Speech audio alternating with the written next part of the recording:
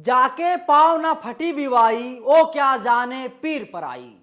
महिलाओं के दर्द को महिलाएं ही समझ सकती हैं, दलितों के दर्द को दलित ही समझ सकता है, मनुवादी कभी नहीं समझ सकते हैं। नमस्कार, मेरा नाम है नवीन कुमार नंदन। दोस्तों, उत्तर प्रदेश के हमीरपुर से बेहद दर्दनाक खबर सामने आई है। दलित छात्रा को पढ़ाई से रोका जा रहा है। दलित छात्रा जब स्कूल से आती है उसको मारा जाता है, उसके साथ अभद्रता की जाती है। और ये कौन से लोग करते हैं दोस्तों, ये जानना बहुत जरूरी है। पूरी खबर मैं आपको बताऊंगा, लेकिन ये जान लीजिए, उत्तर प्रदेश ही नहीं बल्कि पूरे भारतवर्ष में दलितों पर अत्याचार किया जा रहा है।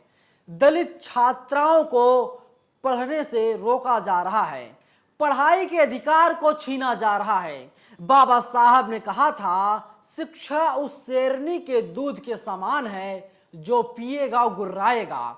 लेकिन मनुवादी लोग हैं, ये लोग नहीं चाहते दलित समाज का बेटा, दलित समाज की बेटी पढ़ाई करे, क्योंकि इन्हें पता है जिस दिन दलित समाज का बेटा या बेटी पढ़ और लिख लेगी, उस दिन ये लोग जागरूक हो जाएंगे।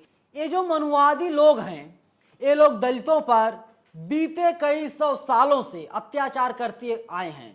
आजादी की 75 साल बीत गए, लेकिन ये मनुवादी चाहते हैं दलित आज भी पीछे रहे, दलित पढ़ लिख ना सके। देखिए, यूपी तक ने खबर छापी है दोस्तों।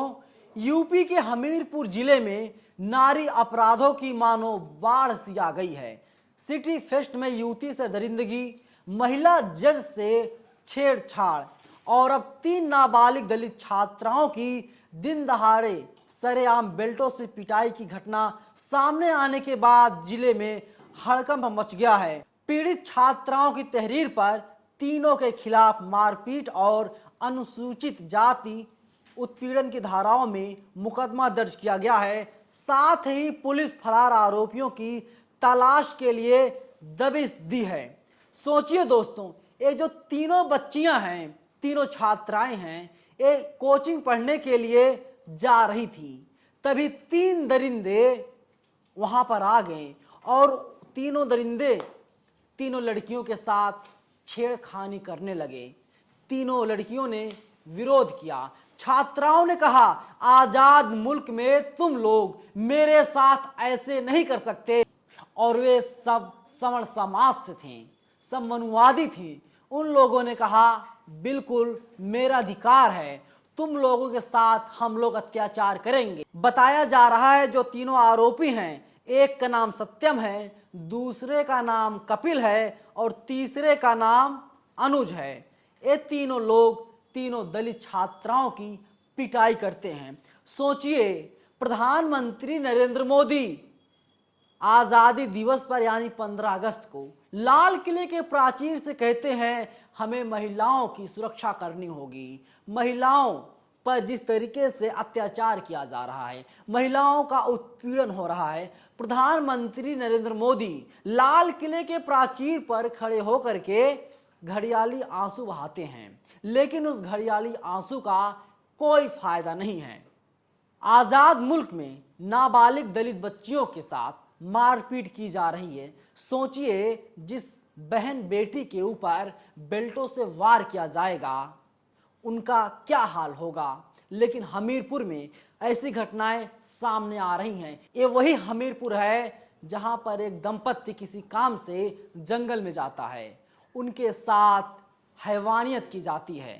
हमीरपुर उत्तर प्रदेश का एक जिला है और उत्तर प्रदेश के मुख्यमंत्री हैं योगी आदित्यनाथ। योगी आदित्यनाथ कहते हैं, गुंडे मवाली सब के सब जेल में बंद हैं। लेकिन योगी आदित्यनाथ साहब, क्या आप ये बता पाएंगे, ये जो गुंडे मवाली हैं, ये जो सत्यम, कपिल और अनुज हैं, क्या इन लोगों को सलाखों के पीछे नहीं होना चाहिए?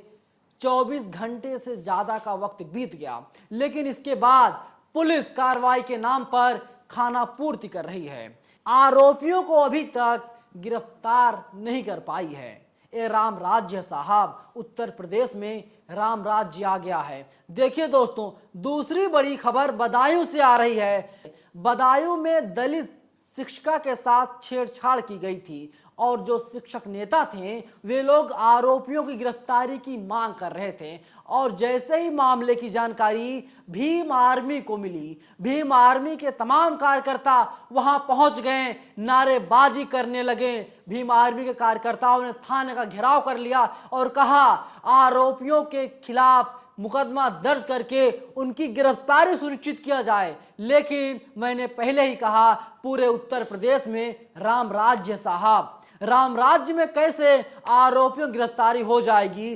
क्योंकि जो आरोपी हैं वही लोग कहते हैं यहां पर वही होगा जो उत्तर प्रदेश के मुख्यमंत्री योगी आदित्यनाथ चाहेंगे। ईटीवी भारत ने खबर छापी दोस्तों, बदायूं में भीम आर्मी के कार्यकर्ताओं पर पुलिस ने किया लाठीचार्ज। अब यही होगा राम राज्य में। आप इसी चीज की कल्पना कर सकते हैं, जो कोई भी व्यक्ति यहां पर इंसाफ की गुहार लगाएगा, न्याय मांगेगा, उसके ऊपर लाठीचार्ज किया जाएगा, उसे परेशान किया जाएगा, उसे सलाखों के पीछे भेजा जाएगा।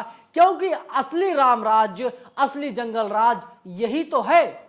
जहां पर बीजेपी की सरकार नहीं है वहां पर गोदी मीडिया बड़े ईमानदारी के साथ काम करती है, लेकिन जहां जहां पर बीजेपी की सरकार है वहां पर गोदी मीडिया बिल्कुल काम नहीं करती। वहां पर गोदी मीडिया बहुत ही बेईमानी से काम करती है।